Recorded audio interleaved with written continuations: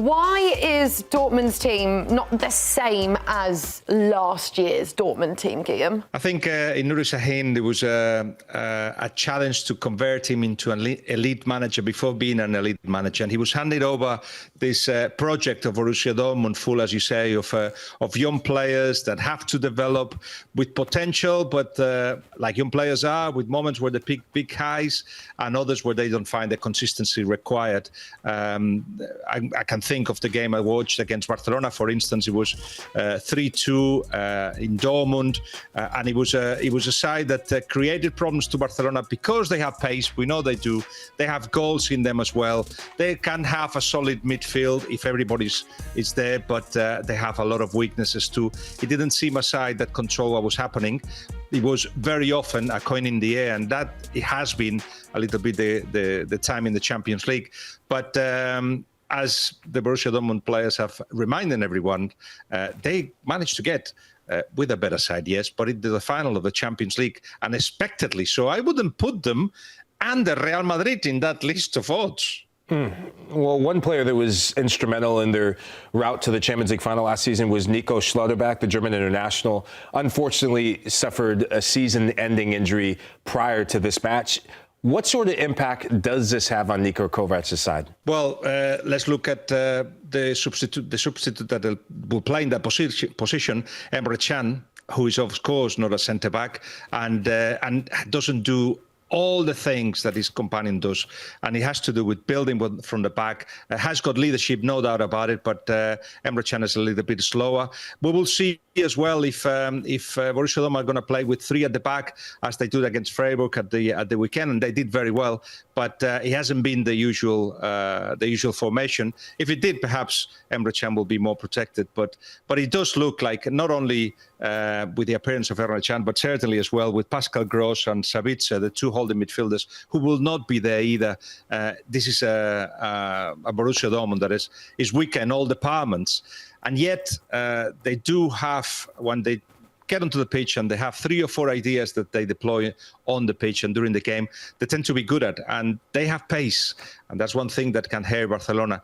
It's just that if they take the ball of Barcelona, which at the moment is a hard thing to do with a team that is certainly on form. Finish this sentence for me.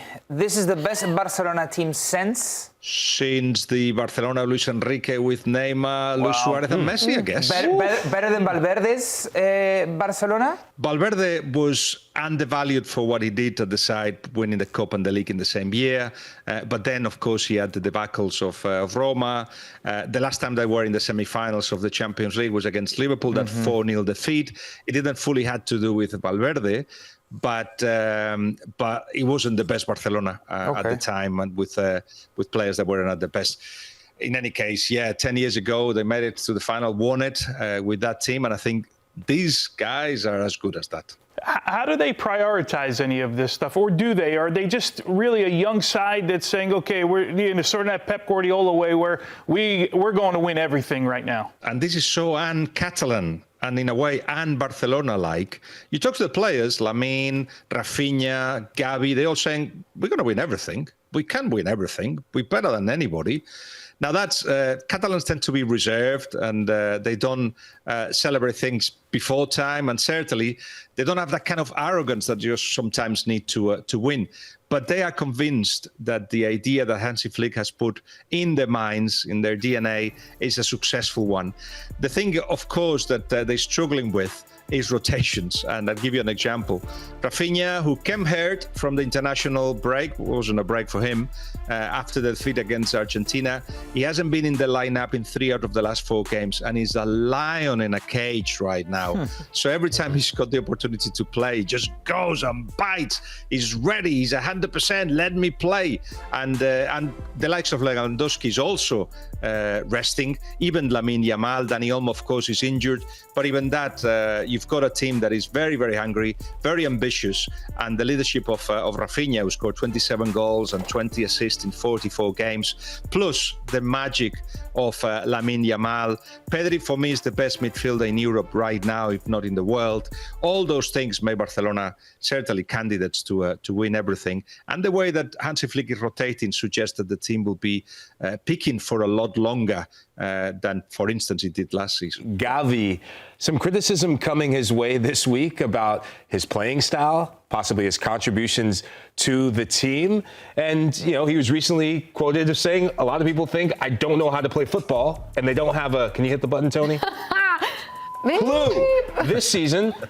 I haven't had such an important role, but after a serious injury, that's normal. I'm very happy with the recovery I've had. So, Guillem, make that what you will. Help me understand, help our viewers understand what's behind that. I'm going to take you to the press conference. When that question was asked, we're looking around and thinking, who is this journalist referring to? Who is actually saying that Gavi cannot play well or doesn't understand the game? What's that about?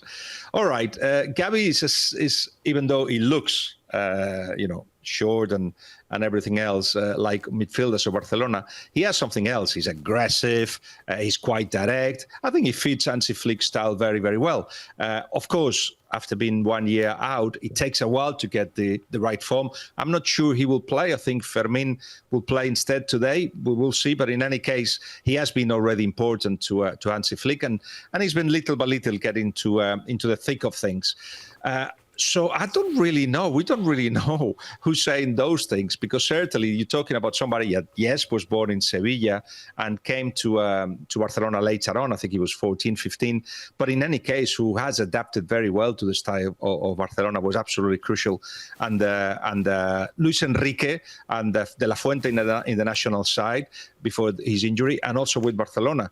So I have no idea why they wanted to provoke him that way. It's easy when you're in a press conference to just say la gente. The people are saying this to provoke some sort of reaction in a press conference, right, Guillem?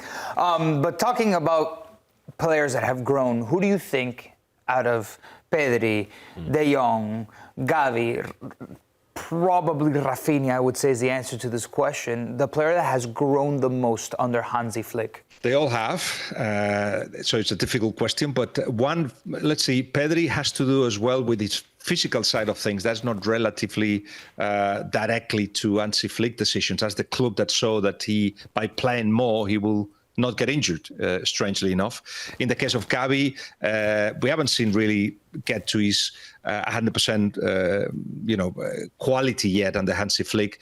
In the case of De Jong, he's one of the reasons why this Barcelona have not lost in 22 games. When he recovered from his injury, Hansi Flick said, "You're going to start playing with us, and when you do, you will not get out of the lineup because I absolutely need you, but you need to get fit." He got fit, and look, he doesn't get out of it. And now we've seen a consistency and a respect for the job of De Jong that perhaps we hadn't seen before. But the one who's made the biggest jump, that's Raphinha. Raphinha had a chat with Hansi Flick, basically to tell him goodbye.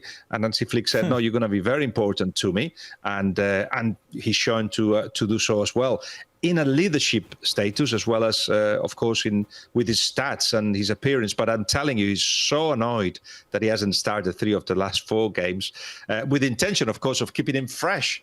But he will start, and I'm sure he will make an impact. Lovely stuff. Pleasure as always, Guillem. Thank you so much. Enjoy your siesta. Yeah, that first, then lunch, then match.